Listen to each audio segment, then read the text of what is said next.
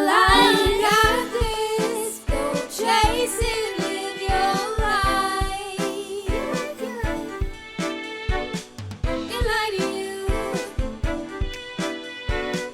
Let the light shine through. Light. Enlighten you. Just see it through. I'm Melissa Thrasher. And I'm Lolita Cummings. Welcome to Enlighten U, Eastern Michigan University's podcast for students. As you know, all of our shows are about student mental health, which is of the utmost importance. We know the shows are helping because we hear from so many of you, but we want you to be prepared for this one because it may hit just a little bit differently. That's right, Melissa. First off, today's show is a continuation of last month's show, which covers social media harms. By the way, if you missed that show, go back and watch it. It's a good one. But during that conversation, we drifted a bit into ADHD, but we just didn't have enough time to give it the attention it needed. So today's show will focus exclusively on ADHD. And when Melissa said it may hit you a little bit differently, it's because some of you may not have a formal diagnosis, but you may recognize some of your habits when we get into the conversation. So please stay with us as we welcome today's guest. We're bringing back Dr. Aesha Mustafa. Dr. Mustafa is a licensed therapist and an assistant professor in EMU's Department of Leadership and Counseling.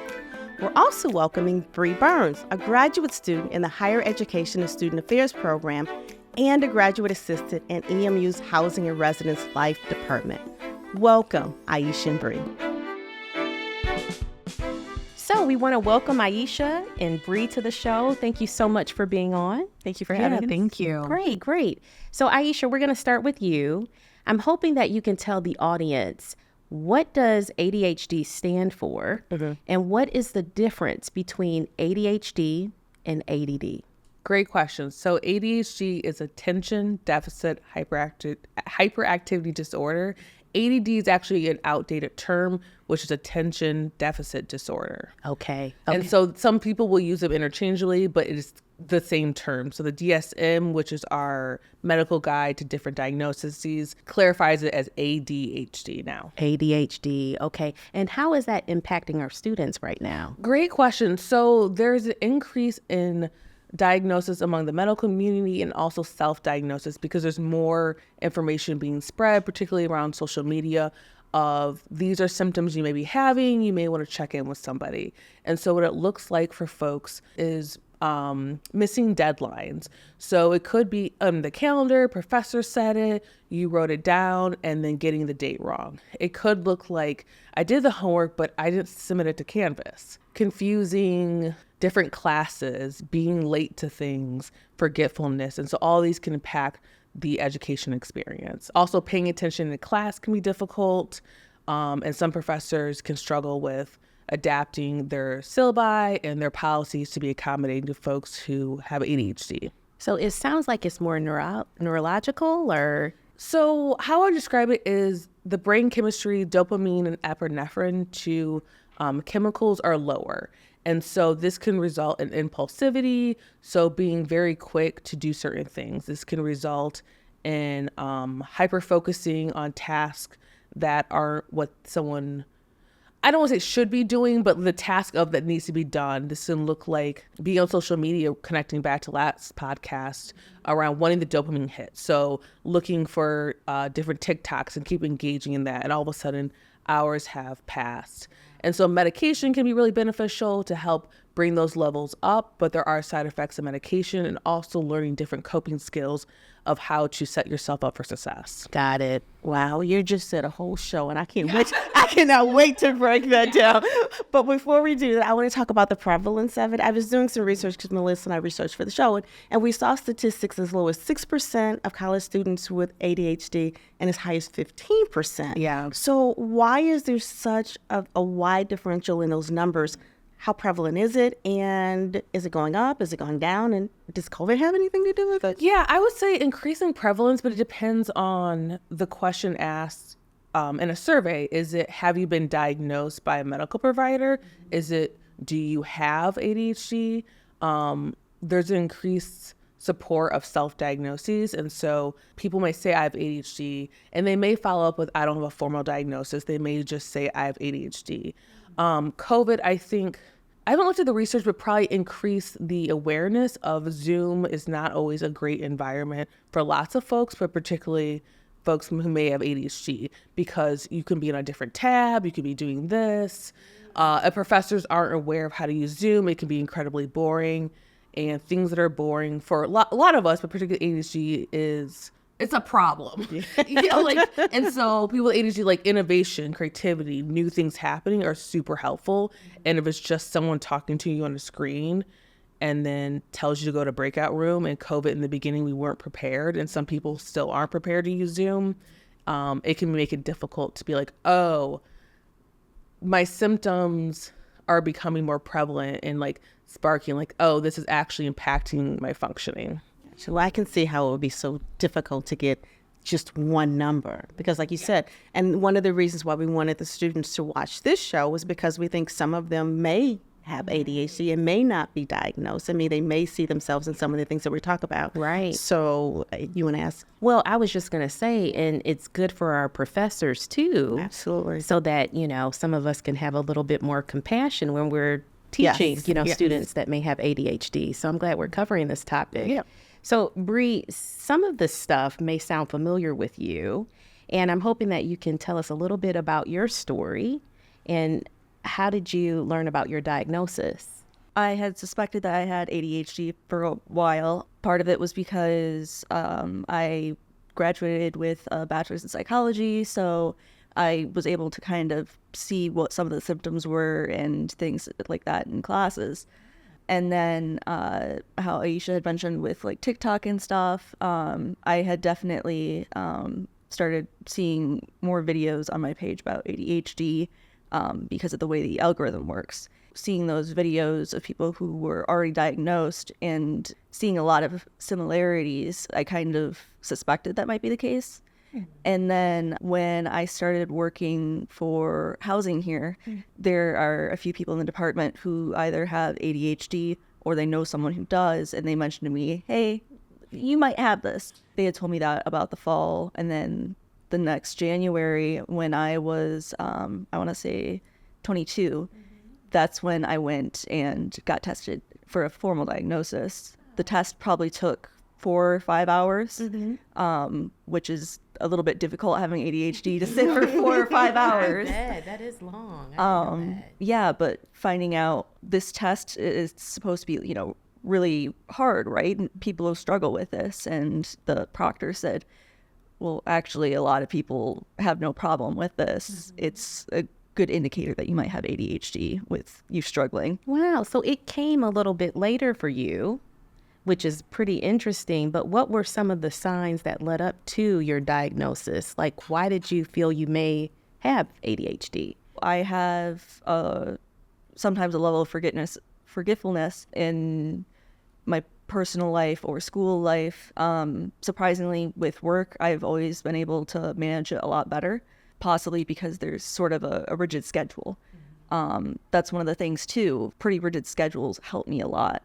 Or finding out, oh, hey, it's not normal to forget to eat for 24 hours. I would forget my keys in the door way too often. Struggling to pay attention in classes. When I was in undergrad, classes would be about an hour, 15 minutes each. And I would still need to get up at some point and like go for a walk because I can't hold still. Yeah. So you feel some of that hyperactivity in what you're doing? Absolutely. Most of the time I'm having to bounce my leg or fidget with something. And I can never really do one thing at a time. I can't just sit there and watch a show. I have to do something at the same time. Yeah. So you had your diagnosis when you were 22. Is it common to grow into ADHD, for it to have a late stage occurrence, or is it always there and is undiagnosed? Typically. So I would say less growing and more awareness. So in the 90s, it was characterized as little 7-year-old boys running around, cannot sit in class.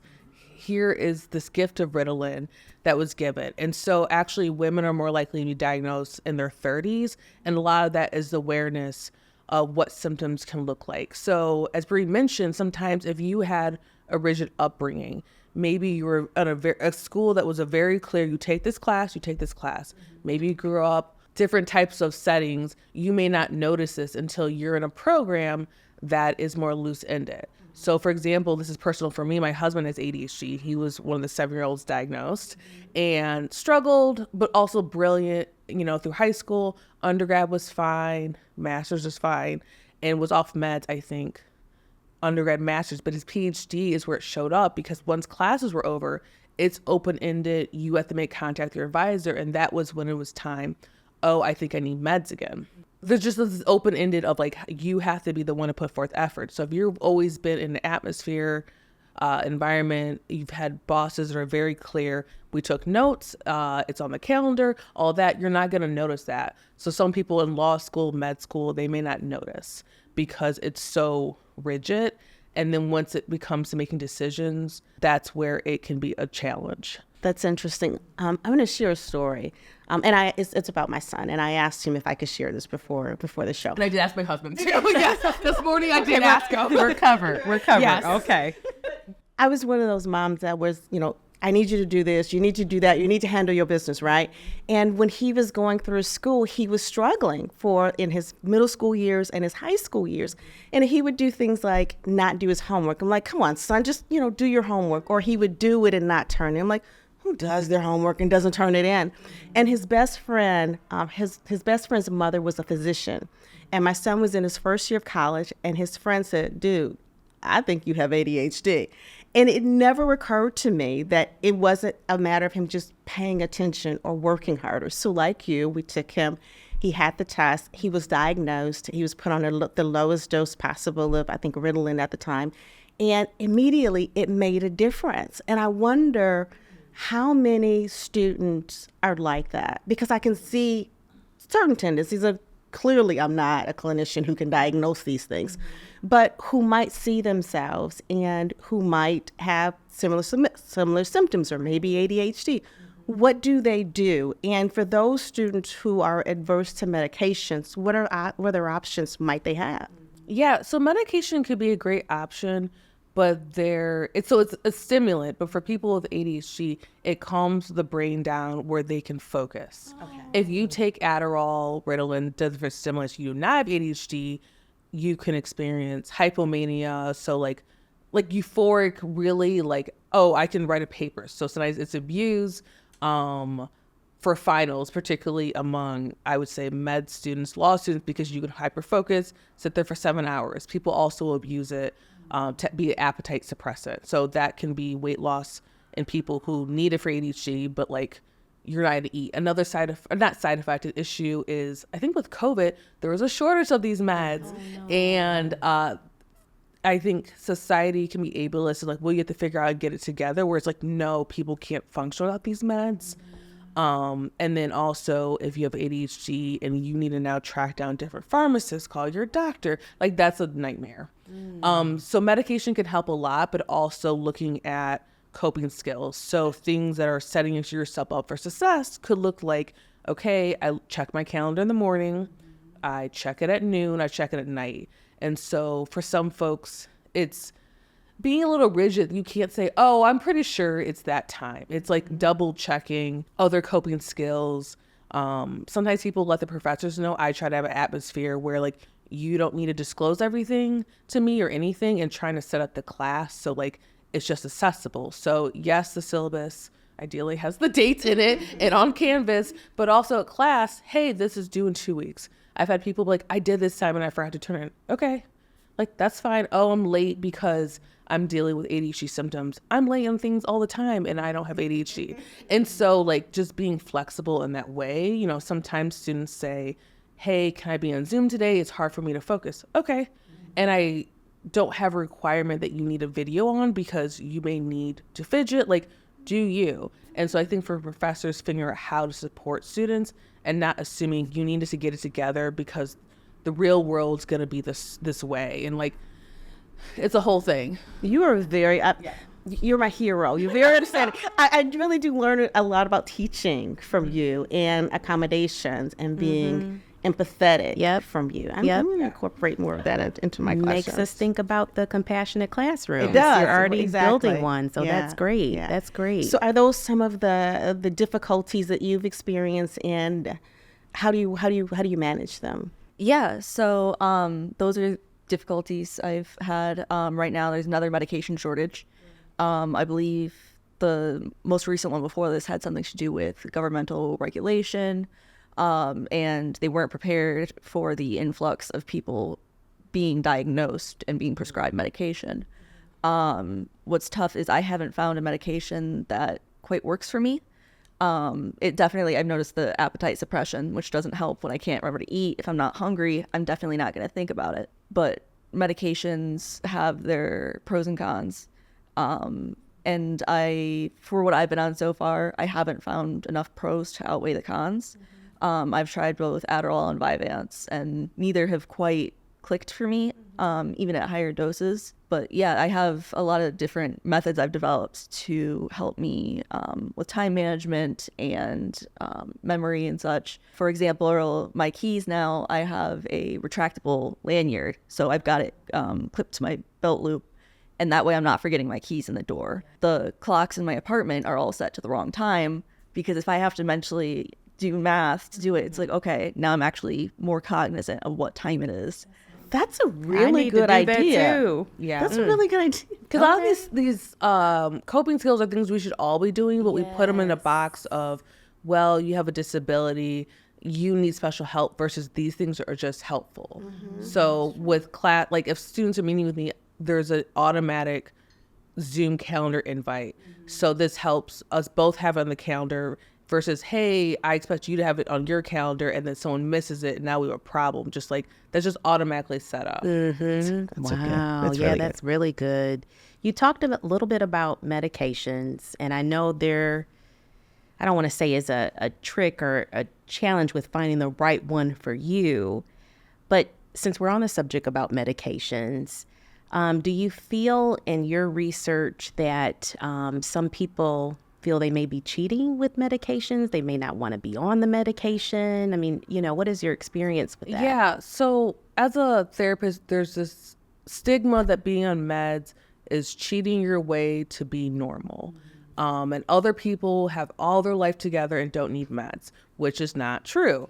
And I think some of that comes from the 90s to 2000s of this, like, you shouldn't need meds to be an adult. Just remember your homework. And so I think some these professors, parents can do is stop shaming kids with ADHD for forgetting things, because it can be so simple as like, but they told you to turn in the homework at the beginning of class. Like, how could you possibly forget? Right. It's very easy, actually.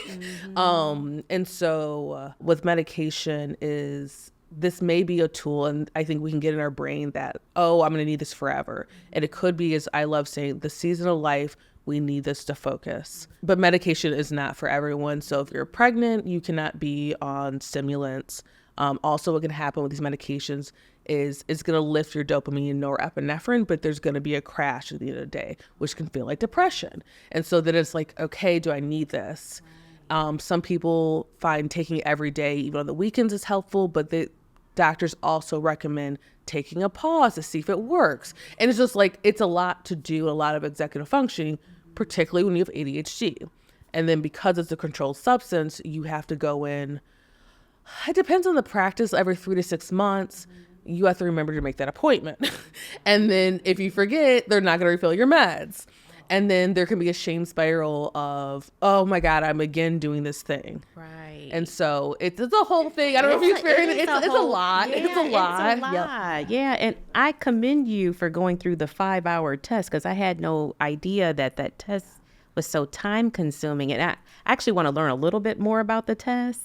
What does that all entail? So beforehand, I had talked with a doctor at the clinic and established some background, if anyone in the family might have it. And there's a few people in my family I suspect do, but haven't been formally diagnosed. Okay.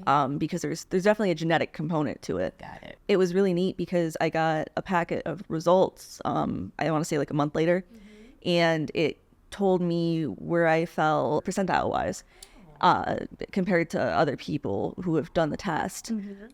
Sorry. Yeah, that's another thing too. I'll lose my train of thought constantly. Or I'll have too many thoughts at the same time. And then they all kind of get a little bit jumbled. But with the test, I remember I was in the room with the evaluator, and the first one was a test where they put a laptop in front of me, and letters would flash on the screen. And I'm supposed to hit the space bar for every letter except for X. And at first I'm like, oh, this is easy. And then, eventually, because I think it was about 12 minutes for the test.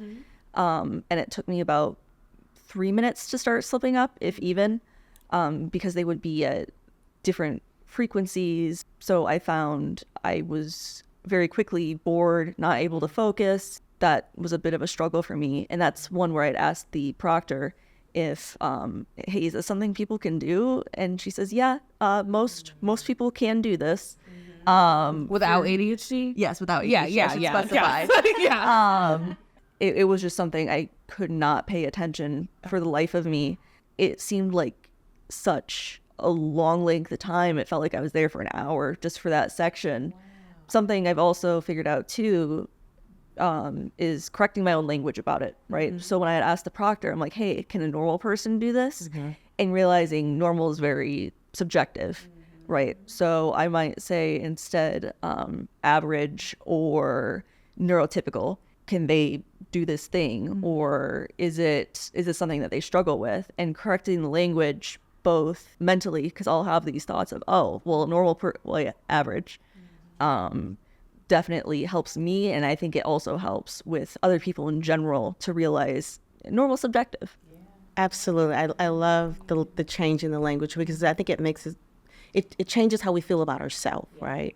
And I think I love that you said that there's this genetic component too, because I think a lot of people don't realize it. Like for me, I didn't realize that my ex-husband was ADHD. He didn't realize he was ADHD until I started to understand more of the symptoms that my son had. And you mentioned, Aesha, the connection. Well, you mentioned the term depression.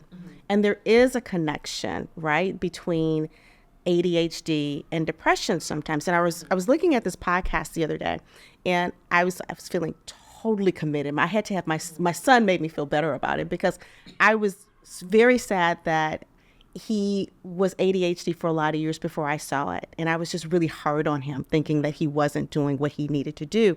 And the guy in this podcast said that sometimes that connection between ADHD and depression is there because you have this thing that you can't do, and it makes you feel bad about yourself, so it makes you depressed. And I'm like, well, I should have gotten him on meds sooner. I should have gotten him checked sooner. But then I thought, well, no, and all these things are going through my mind. No, he would be addicted to the medicine. But that's not true either, is it? That these medicines, once you start taking them, they're not addictive, are they? Or they can be abused. Like, you can take days off and, like, feel free to jump in. It's not like a withdrawal, but you'll notice, like, oh, I didn't take my meds today, and it was harder to focus. And so the irony of sometimes my husband has forgotten to take his Adderall meds because he has ADHD. And then it's harder to focus during that. And so there's like the depression spiral. There's a term I learned some months ago, rejection sensitivity dysphoria. And so this is feeling higher emotions, feeling critiqued, and can also relate back to in school, you had remarks, so much potential, but, or parents being harder. And so forgetting things that are very simple, where someone who's neurotypical may give themselves grace or it passes really quickly, it's a spiral of nothing's ever going to work. I'm on meds. I'm always going to be like this. And it's one of the things I always tell my students, it's just Wednesday today. Today's Thursday. Like, we don't need to go, like yesterday I was talking about, we don't need to spiral to the future of I will always be like this. I can't have this job. And so something with folks with ADHD is thinking about what job environment do they want to be in. And so sometimes, EMTs, paramedics, things that have innovation, creativity, days are changing can be helpful. Yeah, but also and for high functioning, right? Yeah, exactly. Doctors, different things that are changing. But also for some folks, the rigidity is very important of, I know what Monday looks like. And that could be helping, because with executive functioning and dysfunctioning, it just takes a lot of brain power. So it's depleting quickly the amount to do things. So someone could do really well in their work environment, then coming home, remembering to move the laundry from the washer to the dryer is an incredibly difficult task. And then particularly partnerships, there's like, what's happening? Right, and it's like, well, set an alarm. But what can happen is, well, you turn the alarm off and you say, well, I'll do it in 5 minutes. And then it's like, yeah, I mean, my husband, we know. And then I'll get to it later. Yeah, so sometimes, like, do you make a rule for yourself? Like, no, I have to do it now. I'll put in the calendar later. I have to do it now because it could slip. So there are a lot of different strategies that you can use. And I like that you said there are certain professions. So, if one of our students is, listening to the podcast and they're thinking, well, I'm really going to be restricted in what I can do later. But that's not the case at all, is it? No, not at all. And I think having supportive supervisors who understand that. And so what I try to shift in my class is, it's not, oh, you have ADHD, these are special rules, but like, this is how I set up things. So supervisors thinking about, hey, how can we support everyone? So having an agenda that's in the same location on the Google file, have a running agenda, not searching back in emails for things, like basic concepts that help all of us. But some people are like, well, I don't want to put in the 30 seconds to do that. Having hyperlinks in the Google Calendar, and you could attach the notes, things that will just be very helpful, having recaps for folks versus putting it on the onus of someone else needs to do those things. And it's hard to, you don't want to maybe disclose you have ADHD as a student, as an intern, because people will have these assumptions. And so I try to make it normalized of just like, we all have different executive functioning abilities. And so people may not want to claim they have ADHD. There's shame around that. Well, you already do a lot in your classroom in terms of accommodations, and that is great to hear. And I think it's great for our faculty to hear too. So what are some things, especially if the student knows that they have ADHD? And I would love for both of you to answer this question and learn a little bit about your accommodations as well. But how do you go about having that discussion with your professor about the accommodations that you may need as someone who has ADHD? So in general, at EMU, we recommend going through the Disability Resource Center to have a letter on file. So one of the challenges for students, professor may say, this letter needs to be on file with me. Well, the DRC will issue it and talk about accommodations within 2 weeks of starting school. So again, ADHD, you now have a task you need to do within 2 weeks. And then if you don't have a diagnosis, you may not get a formal letter. And so then it's like, well, you need testing done. So in addition to making an appointment for a 5-hour test, some places don't accept insurance. I think there's a battery of tests that can be different. Okay. Without insurance, maybe $1,000. Medicaid often doesn't cover it, and you're going to be on a wait list. You will not be getting seen anytime soon. And so that's why I think it's the professor's responsibility of, I don't need a letter on file. Let's just be flexible, because as professors, we can be like, we need to show people what the real world is like. And I can guarantee you faculty are constantly late, including myself. On absolutely. Nothing is the first day of my job. Nothing is ever on time. And so I think that's a first step, is needing the letter on file can be helpful. So there's always a paper trail in case you need future accommodations. But also, you may not want your professor to know what's happening in your life, because people often are not aware. And so I talk about that frequently throughout the class and share my experience with my husband, because I used to be more ableist about what is going on, use a calendar, and that's not how that works. And so trying to figure out, I say build a world where we all can succeed. So for example, with ramps, if we all had ramps, we'd have access, but instead it's stairs randomly or one step. And so doing things like Google reminders, agendas that are built in, having your scheduling Calendly link in your emails, so students don't have to be like, well, where did she put it? Where is that? It's just in your email. Something that I found, I've actually learned a lot through a couple of my supervisors, one here at Eastern and one while I was interning over at U of M, is they've kind of helped me figure out what works for me. For instance, my supervisor here taught me that I do much better with lists. So if there's tasks, she'll give me a list of specifics. And then over at U of M, it was sort of an unofficial exit interview. My supervisor mentioned, hey, sometimes I notice that you kind of will have struggled some days more than others to pay attention during meetings. Something you can do in the future is see if you can push it back or reschedule it or what have you. And in the positions I've been, I never would have thought of that. I wouldn't have thought of, oh, hey, meeting times can be moved. This is the meeting time. I don't want to inconvenience this person. And as for class, it's definitely, it can be difficult because when I get really excited about something, I can dominate a conversation, and my mind might hyperfixate on it. So the conversation might have moved on 10 minutes ago, but my brain is still stuck on that bit and that piece that I want to say. And that also affects my social relationships, right? And I also, a thing with ADHD is, at least for me, it's very easy to forget to message someone, right? And it's sort of the shame spiral that Aesha mentioned. It's, oh geez, I haven't talked to them in so long. And then it gets worse and worse and worse until it's been a year. But you can also overcorrect, right? So you're messaging this person a lot more than the average person would because you don't want to lose that connection. It's important to you. And so you're reaching out to them and you're talking to them. And it almost seems sort of obsessive because you're trying very hard not to lose that relationship with somebody, not just romantic, but like friendships, family. You're doing what you can to keep contact, but then eventually there's sometimes a drop off where it's that attention, and then all of a sudden that's when you go into, oh, I forgot to respond to their message. It's been a month.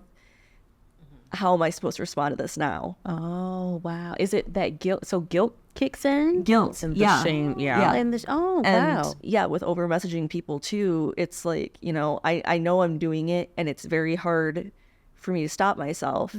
And because if I don't send something, I'm going to forget it. So I'll think of something and then send it, not thinking about how many messages I've sent before, because it could be something cool I want to share with someone or what have you. And I'm not thinking about how long it's been since that last message. And it's something that I feel terrible for doing. I hate doing it because there's that guilt. Yeah. And it's hard to control. It's just being cognizant isn't necessarily enough. Sometimes I'll have to write reminders like, hey, I've been messaging this person a lot. I need to kind of slow it back. And it's just a thing that feels bizarre to struggle with. And it's hard to explain to people. Not everyone understands. And I'm not saying that the burden is on them to get it, but it's just a little bit more helpful when I can tell people, oh, hey, this is why I do this. And I didn't know why I did these things for a very long time. Another thing that helped is online, I want to say it's called Attitude Mag, but ADD, where it's got really helpful articles that explain, hey, this happens, this is why this happens, here's what you can do to fix it. And I found that sharing that resource with people in my life can kind of help them understand my behaviors. Yeah, I like that. I really want to get a link to that SOAR resource online so people can start to send. So I never thought about that happening with someone with ADHD. We really want in this show, and unfortunately we're running out of time, but we really want in this show to help students who now may feel like they do have ADHD. If we could have just a quick list of things that you've experienced or that you've seen, and with students who may have been feeling like this or doing these things, so that they can get checked, so they can think, what would you say that some of those things are, some of those more common traits are? I would say forgetfulness beyond what most people experience. Like I said, forgetting to eat, that's not a normal thing. Not being able to sit still during a TV show, being loud, talking a lot, talking too fast, talking without thinking, because that'll happen. I'm not forming thoughts, it's just the words come out, I'm not thinking about it. A good part of that is that social aspect where you can tell you're annoying people and you feel bad about it, but you keep doing it. And I think that's something that's a very big clue in as to what's going on. Or there's something called stimming, where you might do like a repetitive motion and it makes you feel more comfortable, and you just kind of almost feel the impulse like you have to do it. And that could be something like, I usually have a pen and I'm fidgeting with it the entire time and twirling it in this motion. And yeah, some people like click their pens a bit, but this is to a point where you feel physically uncomfortable not doing it.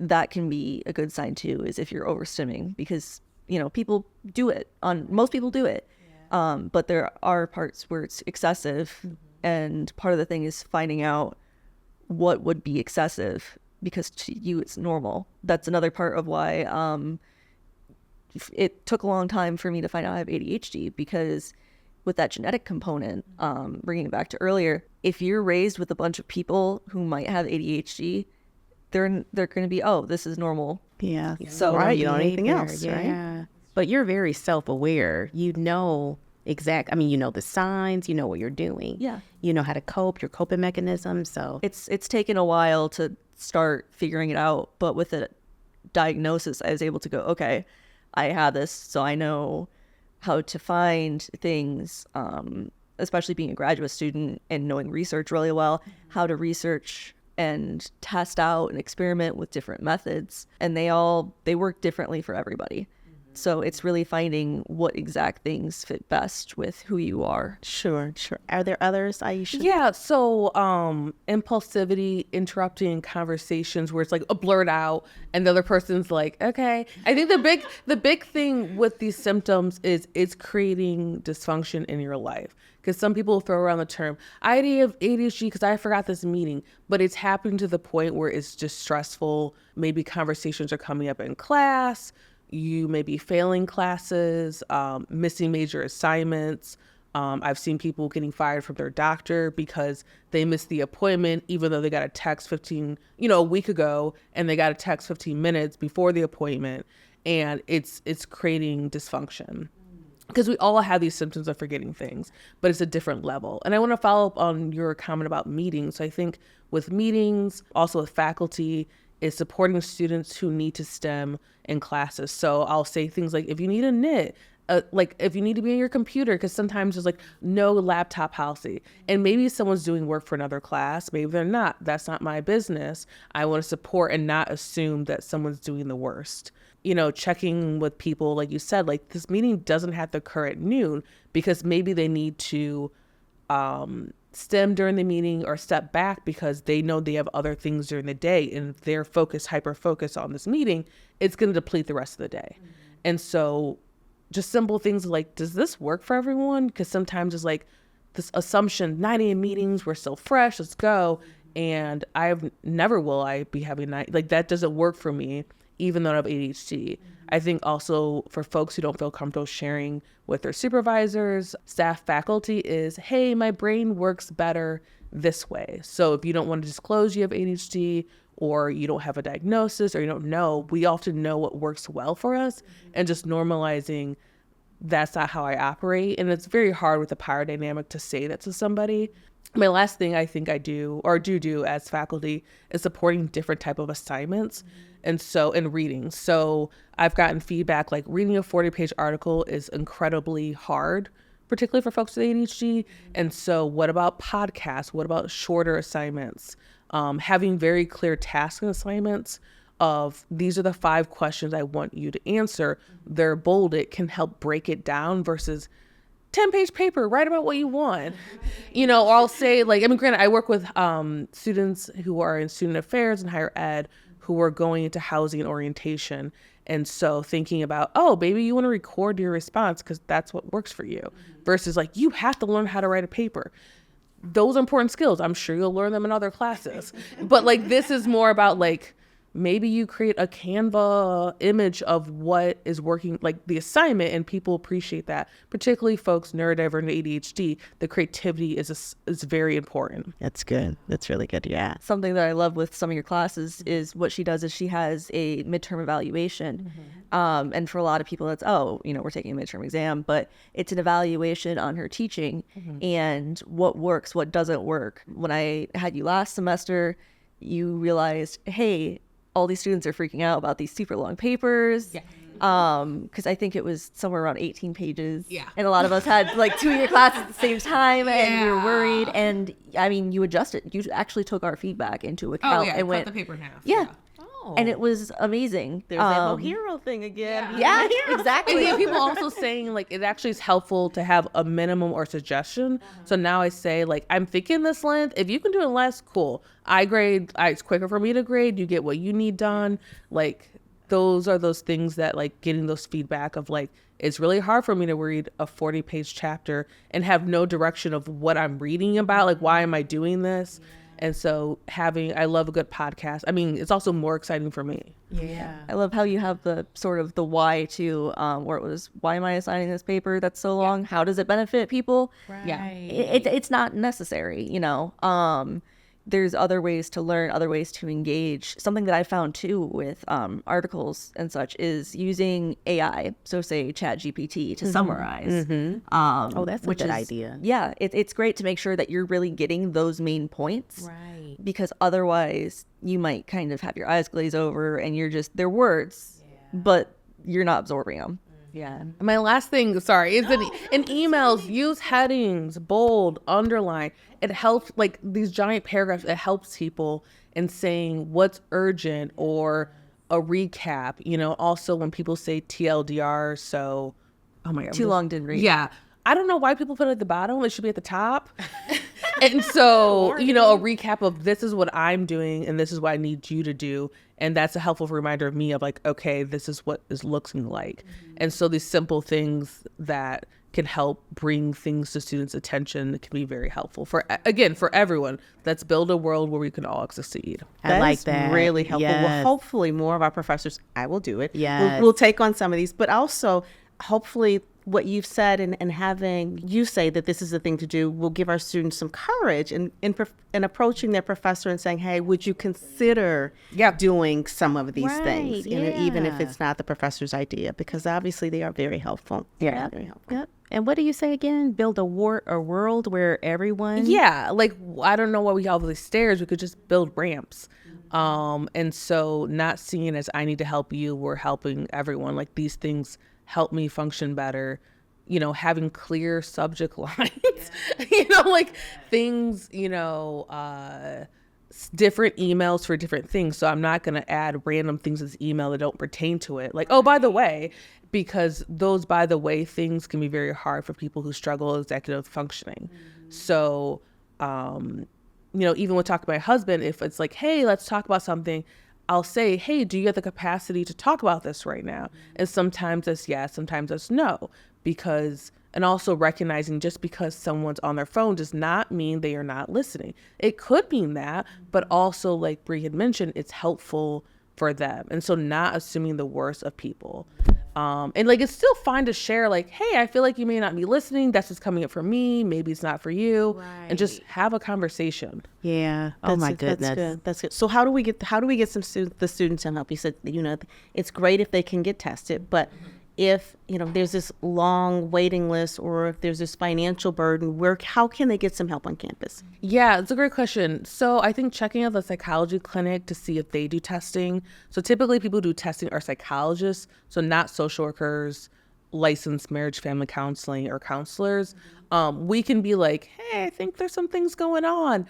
But psychologists do that, sometimes psychiatrists. What's difficult is once people, I can't remember the age, once people are past teen years, pediatricians, family medicine doctors typically want you to get tested. Back in the day, it would be your pediatrician says, yeah, kiddo has ADHD at age 7, here's meds. And so talking to folks what that can look like. And while meds can be incredibly helpful, I think social media is a fantastic resource of looking at Often the videos are very short to help folks with ADHD of, oh, this is what works for me. Consistent bedtime can help because sometimes the chaos of differing schedules can really impact. And so the coping skills are helpful for everyone, but it's tough because wait lists are a huge piece and the insurance piece.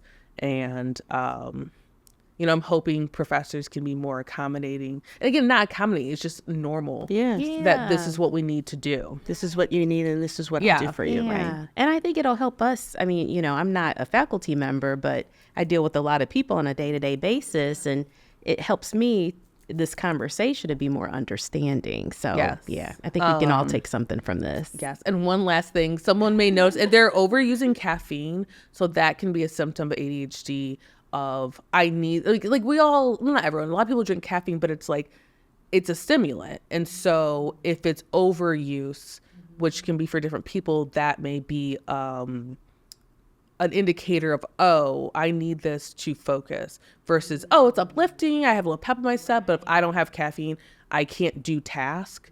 Maybe a different conversation. Wow, I didn't think about that. Well, we'll certainly put some resources on the screen, but thank you so much. Yeah. This is such an important thank you both. conversation. I mean, I really do feel like this show, as the other ones, will help people, in this case, to see some things in themselves that they may need to get some help with. And that's why we're doing it. So thank you so much. Thanks for thank telling your you. story, Bri. Yeah, thank you for allowing me to. All right, take care. Thank you. Thank you. Lolita, that was such an amazing show. We learned so much. Always. And it was a really important topic that I'm glad we did today. Me too. So that's all we have for you today. As always, we hope you have learned as much from the show as Lolita and I do. And most importantly, that the information shared helps to improve your mental health. And please, if you recognize some of your behaviors or actions in the list of symptoms we discussed today, please reach out to your healthcare professional for further evaluation. We want you to be well. And finally, before you click off the podcast, please like us, subscribe, share, and comment. We love to hear from you, and we appreciate you helping us reach out to others. You all be good.